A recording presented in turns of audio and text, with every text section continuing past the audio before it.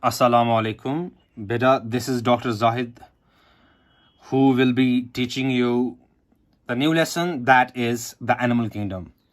बड़ा जैसे आपको पता है, those students who were enrolled with us in Rajbagh, they have already studied the animal kingdom. So basically जो animal kingdom का lesson है is for those students who are enrolled with us in Parapura. So मेरे बेटे, अब animal kingdom के अंदर जो हम लेसन उठाने वाले हैं, सबसे पहला सवाल जो हमें आएगा, जो हमारे दिमाग में आएगा, इज दैट जाहिद सर आप किस ऑर्गेनिज्म को एनिमल कहोगे? जाहिद सर, क्या रैट एनिमल है? क्या कैट एनिमल है? क्या बैट एनिमल है? क्या एलिफेंट एनिमल है? क्या प्लांट एनिमल है? क्या एनी अदर ऑर्गेनिज्म एनिमल है? क्या बैक्टीरिया एनिमल है? क्या एल्गे एनिमल है? क्या वायरस एनिमल है? सो बेटा, that is the question that to which organism can we call as animal? So मेरे बेटे, the answer to this question is call every organism animal. हर एक ऑर्गेनिज्म एनिमल है अगर बेटा वो 4 कंडीशन फॉलो करेगा. कौन कौन सी वो 4 कंडीशन है जिस बेसिस पे हम कहेंगे कि एक ऑर्गेनिज्म एनिमल है? द कंडीशन नंबर 1 मेरे बेटे is, as I have written here मेरे बेटे, is that the organism should be multicellular. By saying multicellular, I mean to say it should have many cells. For example, if you see here, this is organism A, it has only 1 cell. And this is organism B, it has many cells.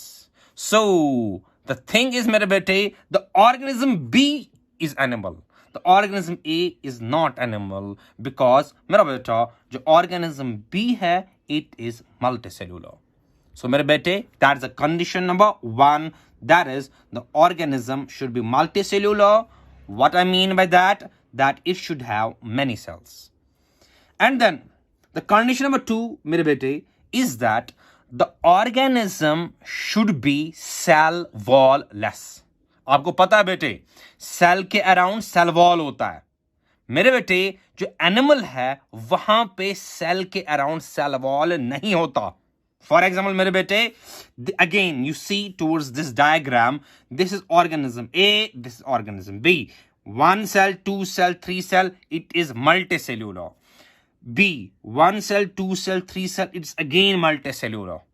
But if you see bete, किसको हम animal कहेंगे? A को कहेंगे animal कि B को animal कहेंगे? जाहिर sir, ये भी मल्टीसेल्यूलर, ये भी मल्टीसेल्यूलर. लेकिन बेटे, कंडीशन नंबर 2 भी फॉलो होनी चाहिए. मेरे बेटे, अगर आप देखोगे जो ऑर्गेनिज्म ए है, इसके पास सेल वॉल है.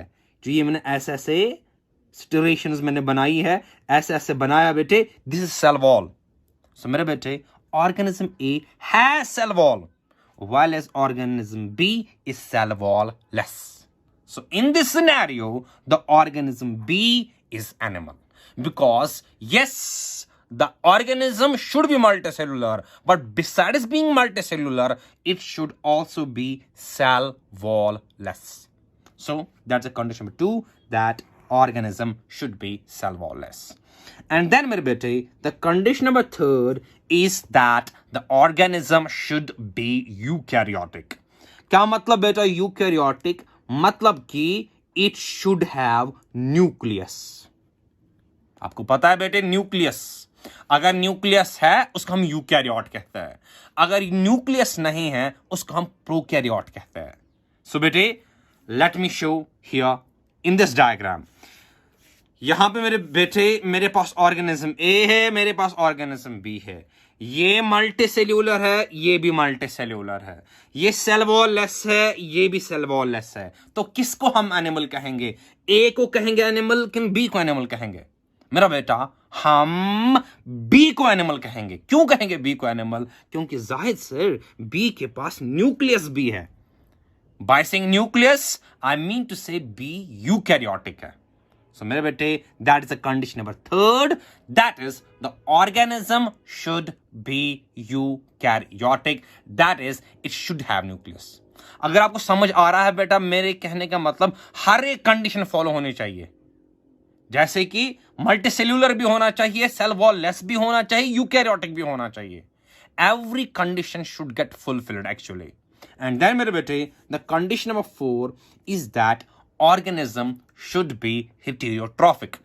मेरे बेटे आपको पता है व्हाट इज हेटेरोट्रॉफ, आपको पता है what is autotroph.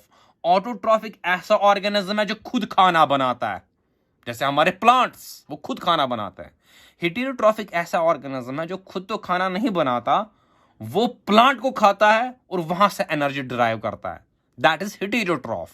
So the condition number 4 is that our organism should not be autotroph, it should be heterotroph. It should not be able to synthesize its own food. Fine. For example, you see here mere bete, again this is organism A, this is organism B. It is multicellular, it is also multicellular, it is cell wall-less, it is also cell wall-less, it is eukaryotic, it has nucleus. So अभी तक बेटे ए और B तीनों की तीनों condition follow कर रहा है, लेकिन बेटा चौथी कंडीशन भी फॉलो होनी चाहिए कि बेटे जो ऑर्गेनिज्म है वो हेटेरोट्रॉफ होना चाहिए, वो ऑटोट्रॉफ नहीं होना चाहिए. सो मेरे बेटे इस सिनेरियो में जो हमारा एनिमल है it is be, that is which is also heterotroph. So मेरा बेटा if anyone or any guy or any student, any teacher asks you to which organism you call as an animal, mere bete tell the guy straight that there are 4 conditions which need to be fulfilled such that we can call an organism an animal. The condition number 1 mera beta is that it should be multicellular. The condition number 2 is that it should be cell wall less, and condition number 3 eukaryotic, and condition number 4 heterotrophic. And I should be telling you here चारों के चारों condition follow होने चाहिए. ये ऐसा नहीं है कि एक कंडीशन फॉलो होगी तो एनिमल कह दो उसको, ना ना ना ना ना. 4 के 4 कंडीशन जब फॉलो हो जाएंगे तब जाके बेटा आप इस ऑर्गेनिज्म को एनिमल कहना. सही बात बेटा. चलो बेटे आगे चलते हैं. Having said about which organism is animal, बेटा दुनिया के अंदर बहुत सारे ऑर्गेनिज्म एनिमल्स हैं. So what scientists have done, उन्होंने इस सारे एनिमल किंगडम को डिवाइड किया है इनटू 11 सब groups.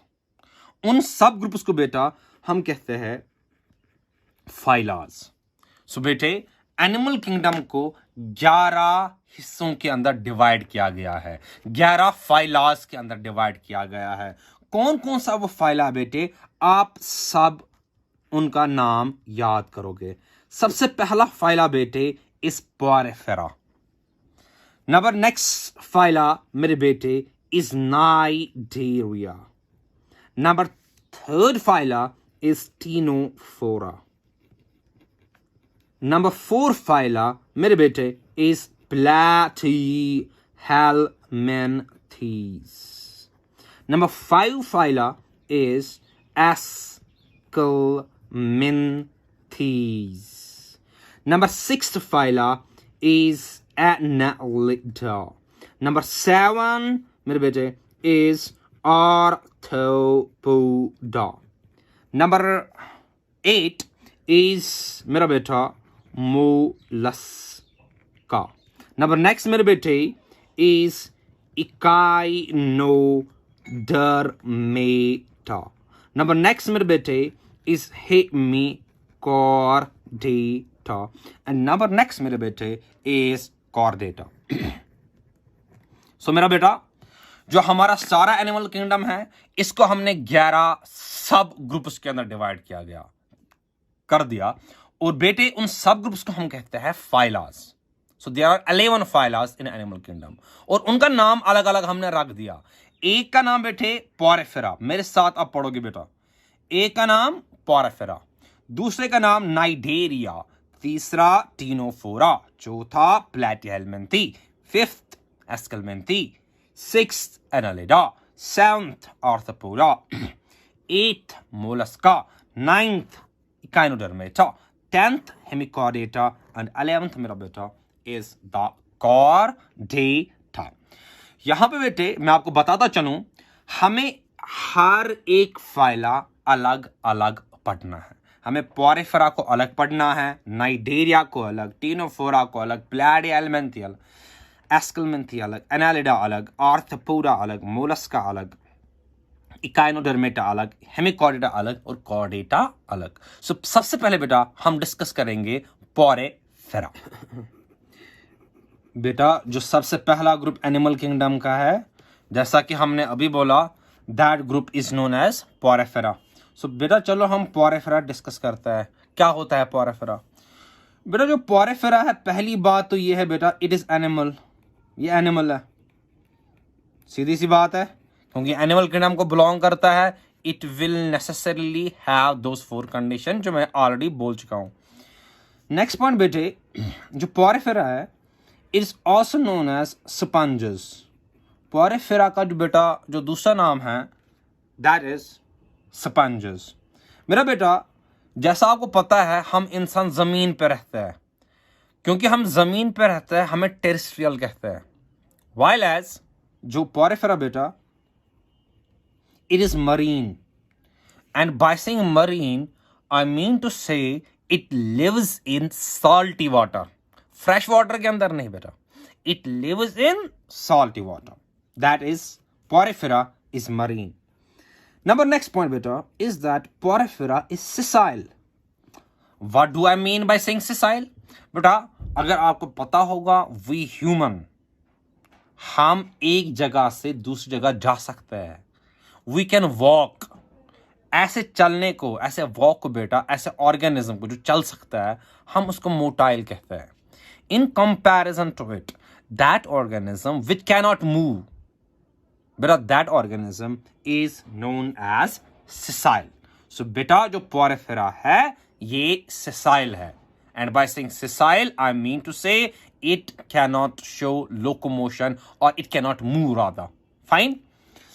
The number next point मेरा बेटा about porifera is that it is asymmetrical. What do I mean by saying asymmetrical? मैं आपको समझाता हूं।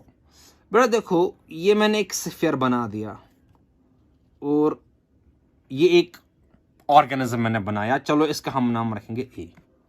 और यहां से मेरा बेटा मैंने और एक ऑर्गेनिज्म बनाया, इसका हम नाम रखेंगे बेटा B.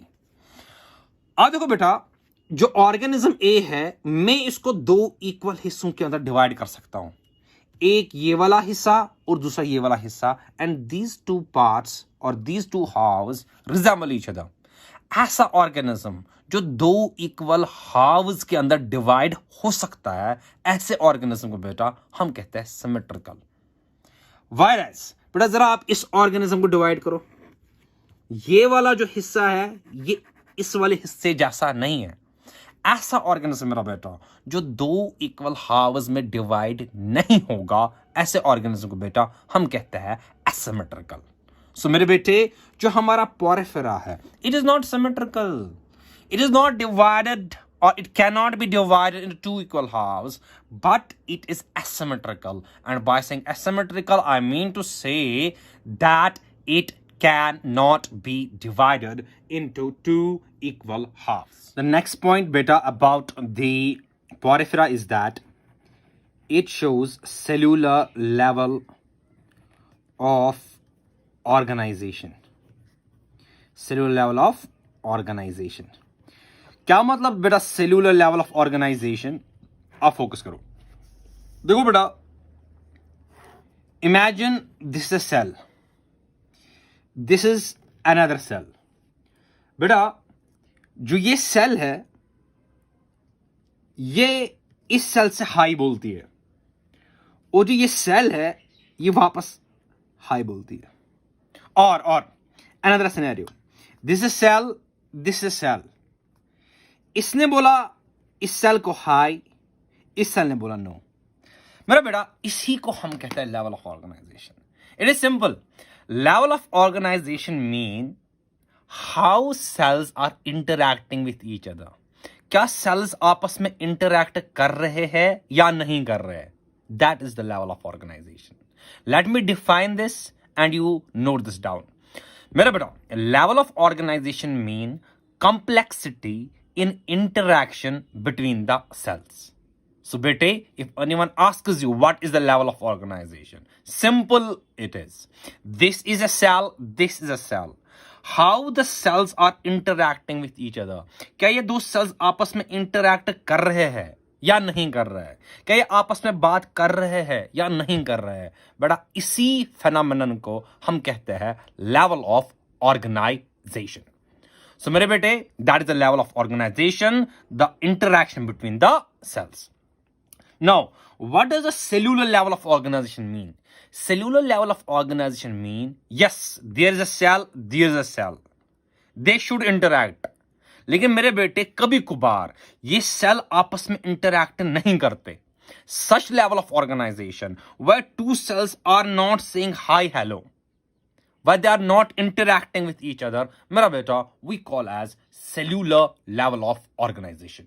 So, bete, if anyone asks you what is the cellular level of organization, get this thing straight. It is that level of organization, is that interaction where the two cells don't say hi, hello, where the two cells do not interact with each other. So, अगर board में लिखना होगा आप इस तरह लिखिएगा, it is that level of organization where the cells do not interact with. The next point beta about porphyria is that porphyria is diploblast. क्या मतलब diploblast? चलो बेटा मैं आपको समझाता हूँ. थोड़ा सा टफ है बेटा, आप थोड़ा फोकस कीजिएगा. बेटा आपको पता होगा जो जाइगोट है वो बनता है फ्रॉम फ्यूजन ऑफ ओवा एंड स्पर्म. ओवा और स्पर्म फ्यूज होता है और बनता है जाइगोट. और आपको पता है यही जाइगोट बेटा आगे डिवाइड करता है एंड फर्दर डिवाइड करता है और फाइनली बनाता है बेटा एक फीटस, एक बेबी. लेकिन बेटा जो आपको आज समझना है बेटा, बिटवीन दिस जाइगोट जिससे फाइनली एक फीटस बनेगा, इन दो के दरमियान एक स्टेज आ जाता है जहां पे एक ऑर्गेनिज्म के अंदर कुछ नहीं होता है एक्सेप्ट 3 लेयर्स होते हैं. 1 लेयर, 2 लेयर, 3 लेयर. सो मेरे बेटे, firstly you have the ova and sperm, they fuse to form zygote. And yes, zygote has to form the foetus, it has to form the baby. लेकिन बेटा इस zygote और इस baby के बीच में एक इंटरमीडिएट स्टेज आ जाता है जिस स्टेज के अंदर ऑर्गेनिज्म के पास 3 लेयर्स होती है. मेरे बेटे, जो पोरफिरा है इसके अंदर जो ये टॉप मोस्ट लेयर है ये सेल होती है. जो ये मिडिल लेयर है ये सेल नहीं, प्रोटीन होती है.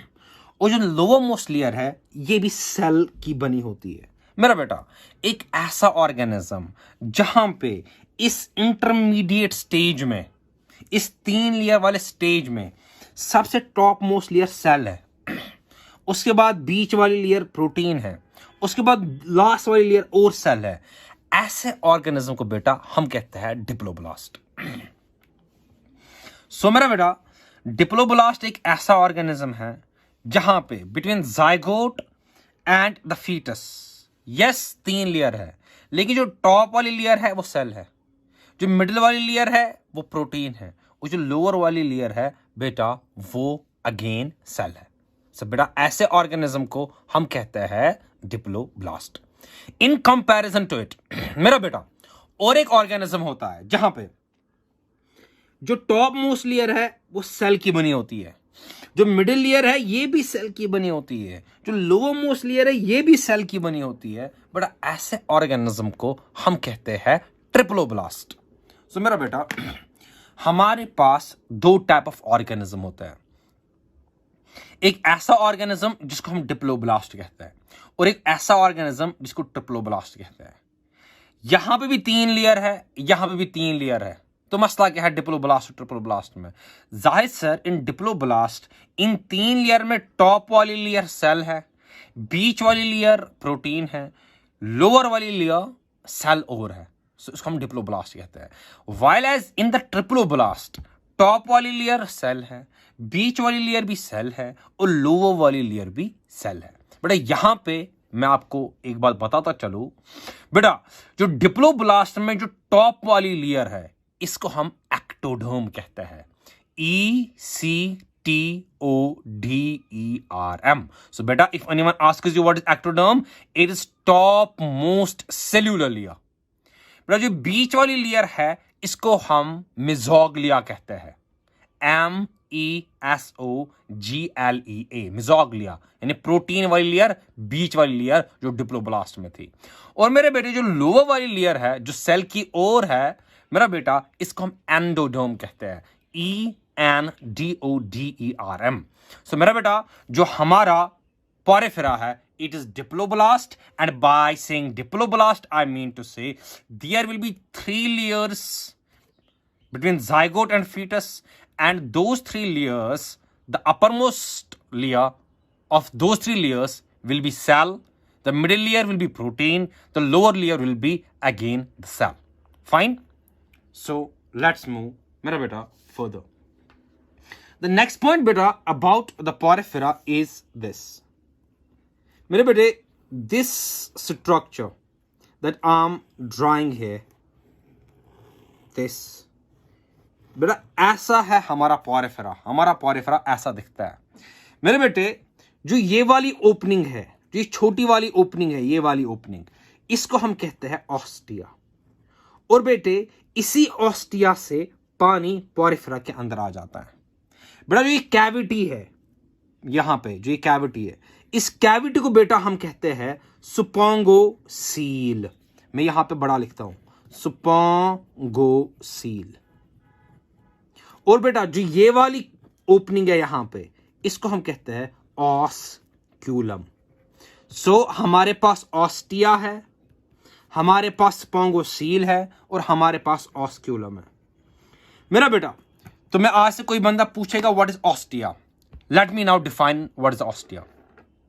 बेटा ऑस्टिया एक ओपनिंग है, एक ऐसी ओपनिंग जहां से पोरिफेरा के अंदर पानी जाता है। ऐसी ओपनिंग को जहां से पोरिफेरा के अंदर पानी जाएगा, ऐसी ओपनिंग को बेटा हम ऑस्टिया कहते हैं। और दूसरा नाम है इसका जो है बेटा इनहलेशनल पोर। वाई इनहलेशनल पोर? क्योंकि पानी अंदर आ जाता है। अगर पानी बाहर निकलता तो हम उसको कहते हैं एक्सहेलेशनल पोर। सो बेटा जो ऑस्टिया है इसका दूसरा नाम इनहेलेशनल पोर। फाइन। उसके बाद बेटा जो कैविटी बीच में यहां पे बनी है, इसको हमने नाम बोला सुपोंगोसील। और उसके बाद बेटा जो नेक्स्ट ओपनिंग है, जो ये वाली ओपनिंग जहां से पानी बाहर निकलता है बेटा, इसको हम कहते हैं ऑस्क्यूलम। सो मेरे बेटे, if anyone asks you what is the osculum, it is that opening of the Porifera through which water exits Porifera. Ostia से पानी अंदर आता था, ऑस्क्यूलम से पानी बाहर जाता है। So I can say the other name of osculum is exhalational pore. So बेटा these 3 terms are very important. One ostia, जहां से पानी अंदर आता है। अब आता है तो जाता कहां है बेटा? जो कैविटी बीच में पोरिफेरा के है, इस कैविटी को हम कहते हैं सुपोंगोसील। और बाद में जो पानी कहां से बाहर निकलता है, उस ओपनिंग को बेटा हम कहते हैं ऑस्क्यूलम और एक्सहेलेशनल पोर।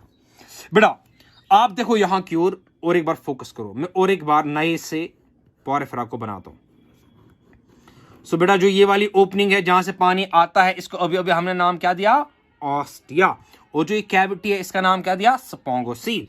और जो ओपनिंग है जहां से पानी बाहर जाता है, इसको हमने क्या नाम दिया? ऑस्क्यूलम। सो बेटा आपको यहां पे फोकस करने की जरूरत है।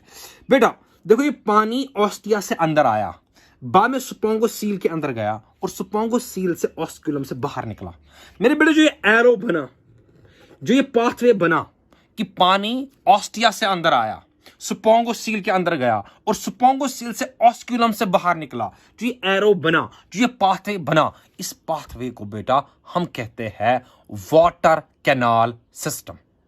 सो मेरे बेटे, if anyone asks you what is the water canal system in Porifera, तू डरेगा नहीं बेटे। Water canal system is simple. It is a pathway through which water flows while passing through porifera body।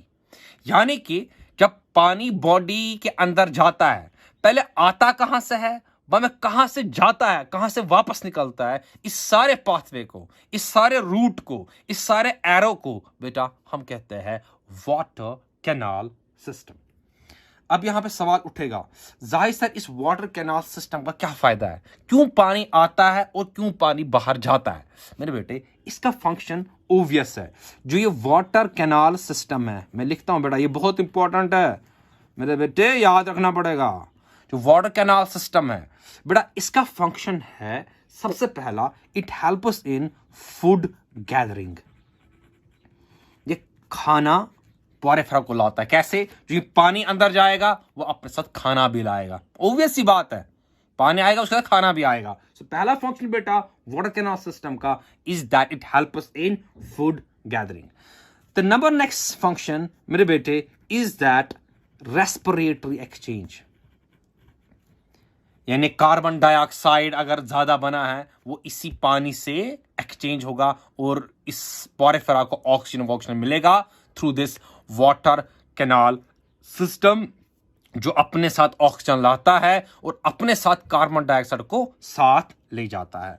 And number third function is that बेटा, अगर कोई waste product पोरेफेरा के अंदर synthesise हुआ है, उस वेस्ट प्रोडक्ट को बाहर निकालना है, यानी कि elimination of waste products, elimination of waste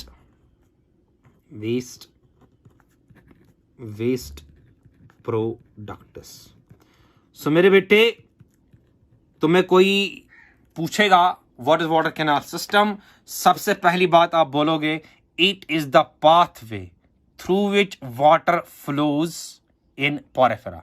उस एरो को, उस पाथवे को बेटा हम वाटर कैनाल सिस्टम कहते हैं। वो कहेगा क्या फंक्शन है वाटर कैनाल सिस्टम का? सबसे पहला ये खाना देता है पोरेफेरा को, दूसरा ये गैसियस एक्सचेंज कराता है, एंड थर्ड मेरा बेटा it helps in elimination of the waste products. अगर कोई बना है उसको एलिमिनेट करता है। फाइन। सो मेरे बेटे let's move to the next point about the Porifera is that बेटा पोरेफेरा के पास एक स्पेशल सेल है, एक कैरेक्टरिस्टिक सेल है जो सिर्फ पोरेफेरा के पास है, जो और किसी ऑर्गेनिज्म के पास नहीं है। उस स्पेशल सेल का नाम मेरा बेटा है कोएनोसाइट और कॉलर सेल। सो मेरे बेटे if anyone asks you which is the cell of nervous system, the cell of nervous system is neuron, simple. Which is the cell of kidney? The cell of kidney is nephron, simple. But if anyone asks you which is the cell of the porifera, the cell of the porifera is मेरा बेटा coenocyte, is the collar cell, is a characteristic cell of the porifera. And here I should be telling you मेरे बेटे, जो यही coenocyte है, जो यही collar cell है, it helps in digestion of food, digestion of food. So आपको कोई कहेगा what is the function of coenocyte or collar cell in the porifera? The function is simple, it helps in the digestion of the food. Now मेरे बेटे आपको पता होगा, आपको कोई पूछेगा आपका स्केलेटन कौन है? मेरे बेटे in humans we have bones, we have cartilage, जो हमारा स्केलेटन है। मेरे बेटे जो स्केलेटन पोरेफेरा के अंदर है, उस स्केलेटन का नाम है बेटा स्पोंगिन फाइबर। ये नाम याद रखो बेटा, स्पोंगिन फाइबर एंड स्पाइक्यूलस। सो इंसान के अंदर जो स्केलेटन है वो तो बोन है या तो कार्टिलेज है, लेकिन बेटा इन पोरेफेरा वहां पे बोन वोन नहीं है, वहां पे कार्टिलेज नहीं है, तो वहां पे है क्या? वहां पे मेरा बेटा स्पोंगिन फाइबर है, वहां पे स्पाइक्यूलस है। सो बेटे anyone asks you what is the skeleton of porifera, the skeleton of porifera is spongin fibers and spicules.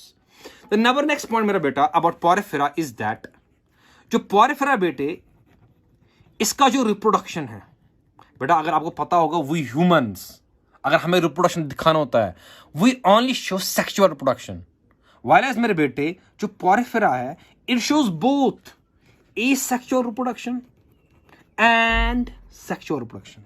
ये एसेक्सुअली भी रिप्रोड्यूस करता है और सेक्सुअली भी रिप्रोड्यूस करता है। और एसेक्सुअली कैसे रिप्रोड्यूस करता है बेटा, उसको हम कहते हैं फ्रेगमेंटेशन। आपने सुना होगा बचपन में फ्रेगमेंटेशन, पढ़ा होगा 10th क्लास में, एक छोटा सा फ्रेगमेंट कट जाता है, बाद में वो नया ऑर्गेनिज्म बनाता है। बराबर बेटे जो पोरेफेरा है इट आल्सो शोज फ्रेगमेंटेशन, और बेटा it is the asexual mode. And besides that बेटे जो पोरेफेरा है ये सेक्सुअल रिप्रोडक्शन भी दिखाता है, जहां पे गमीट्स बनाएगा, यानी स्पर्म बनाएगा, ओवा बनाएगा, स्पर्म और ओवा फ्यूज होएगा, उसके बाद जाइगोट बनेगा, और उसके बाद सब्सिक्वेंटली कॉन्सिक्वेंटली एक नया पोरेफेरा बन जाएगा।